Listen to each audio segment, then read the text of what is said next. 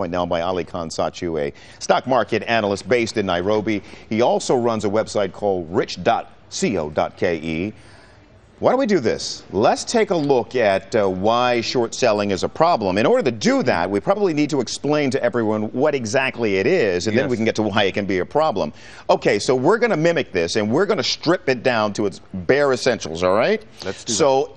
In our little drama here, I'm going to play the role of the short seller, right? The naked short seller. The naked short seller. That's the technical term. Am I better if I have clothes on? But anyway, that's a whole other thing. So I come to you, and I say, look, Aly-Khan, you're doing really well. You're really successful. Yep. I would like to borrow some of your shares. Yes. I don't own the shares, but I'd like to borrow some of yours. That's right. What do you say to me? So I come back to you and say, fine, you can borrow it for 3 months or 6 months, and I charge you a fee. I say, it works for me if you pay me 1%, for example. Right. Right? Okay, so what are you going to, maybe I want to, we're talking about banking, so do you ask me what do I want? And I say, well, maybe I want some bank shares. Yes, you'll have to specifically say, look, I want this particular share, typically, right? All right. So you'll come back to me and say, for example, say Societe Generale. Okay. I want to borrow the Societe Generale shares, value of $100. Yes. Okay.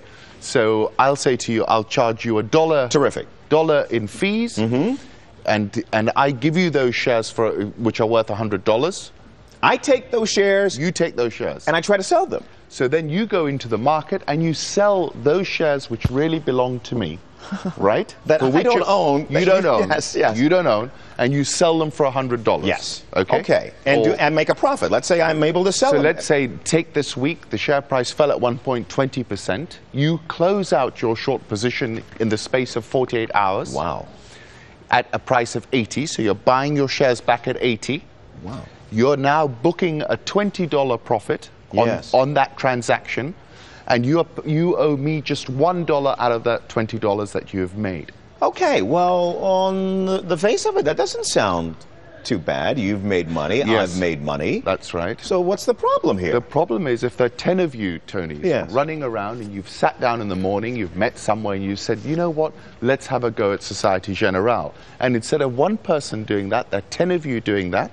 And at the same time, you're running around the market, all of you, saying, you know what, Societe Generale looks a really bad bet. It's about to go down. You shouldn't be buying it.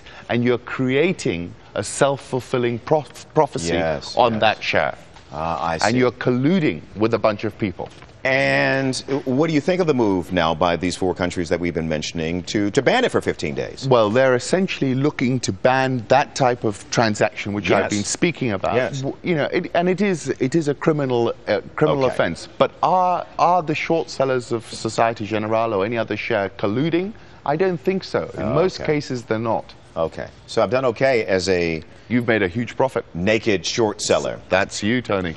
Okay, and one of me is plenty. You don't need 10. No, I won't. Aly-Khan, appreciate it. Thank you. That was very helpful. Thank you. Thanks.